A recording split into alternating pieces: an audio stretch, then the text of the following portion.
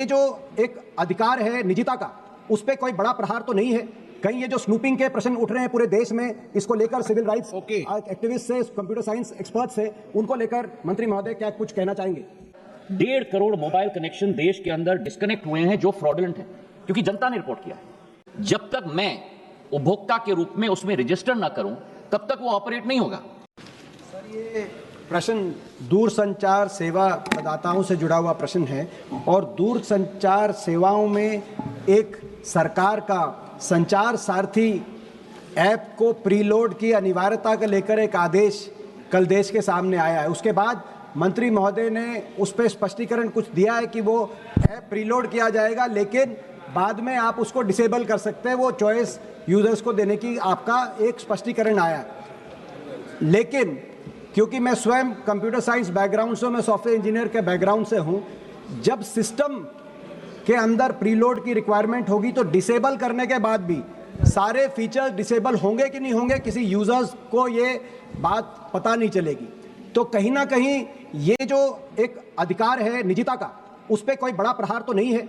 कहीं ये जो स्नूपिंग के प्रश्न उठ रहे हैं पूरे देश में, इसको लेकर सिविल राइट्स एक्टिविस्ट से, कंप्यूटर साइंस एक्सपर्ट से, उनको लेकर मंत्री महोदय क्या कुछ कहना चाहेंगे?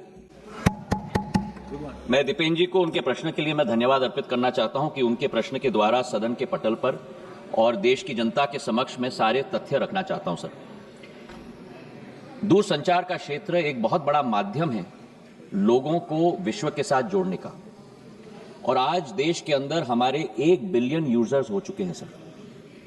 लेकिन जहां सकारात्मक उपयोग भी किया जाता है, ऐसे कई तत्व हैं जो इसका नकारात्मक उपयोग भी करते हैं, और सरकार का दायित्व तो होता है कि देश की जनता और हर नागरिक को उस नकारात्मक प्रयोगों से हम लोग और तत्वों के से हम लोग जोड़ पाएं और सुरक्षित रख पाएं।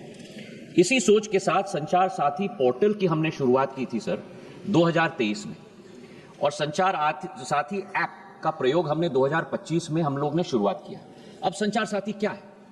संचार साथी एक ऐसा ऐप है जिसके आधार पर, जन भागीदारी के आधार पर, आज देश की एक एक जनता और नागरिक अपने आप को सुरक्षित रख सकता है फ्रॉड से, स्टोलन मोबाइल से, अपने स्टोलन मोबाइल को रिकॉर्ड कर सकता है, रिपोर्ट कर सकता है। और 20 करोड़ हिट सर हमारे पोर्टल पे हुए हैं, करीब 1.5 करोड़ ऐप डाउनलोड हुए, और इसी के आधार पर जन भागीदारी, इसकी सफलता, सॉफ्टवेयर तो हमने बनाई है सरकार ने, पर इसकी सफलता का श्रेय अगर किसी को जाता है तो जनता को जाता है सर, क्योंकि उनके उपयोग के आधार पर ही हम लोग सफल हो पाए। और आज मैं रिकॉर्ड पे रखना चाहता हूं कि इस ऐप और पोर्टल के आधार पर 1.5 करोड़ मोबाइल कनेक्शन देश के अंदर डिस्कनेक्ट हुए हैं जो फ्रॉडुलेंट है, क्योंकि जनता ने रिपोर्ट किया है। करीब 26 लाख स्टोलन हैंडसेट हम लोग ने ट्रेस किए, 7 लाख स्टोलन हैंडसेट जो उपभोक्ता है उसे हमने वापस भी कर दिया, और 41 लाख मोबाइल कनेक्शन डिस्कनेक्ट हुए हैं, 6 लाख फ्रॉड हम लोग ने ब्लॉक किए। इसी के आधार पर हम लोग ने ये कोशिश की कि हम लोग हर एक नागरिक को वो चॉइस दें, क्योंकि ऐप फोन पे है, इसका मतलब नहीं है कि वो ऑटोमेटिकली ऑपरेट हो जाएगा। जब तक मैं उपभोक्ता के रूप में उसमें रजिस्टर ना करूं, तब तक वो ऑपरेट नहीं होगा। और मैं उपभोक्ता के आधार पर, जैसे मेरे फोन पर सर ढेर सारे ऐप्स होते हैं, मैं उस ऐप को भी दबा के मैं डिलीट कर सकता हूं। तो ये लोकतंत्र में पूर्ण हक और अधिकार नागरिक का है सर। हम लोग ने केवल ये ऐप सभी को उपलब्ध कराने के लिए कदम लिया है। लेकिन फिर भी मैं सदन के पटल पे भी कहना चाहता हूं, हमारा कोई हट नहीं, इसकी सफलता का प्रयोग जनता के आधार पर हुआ है।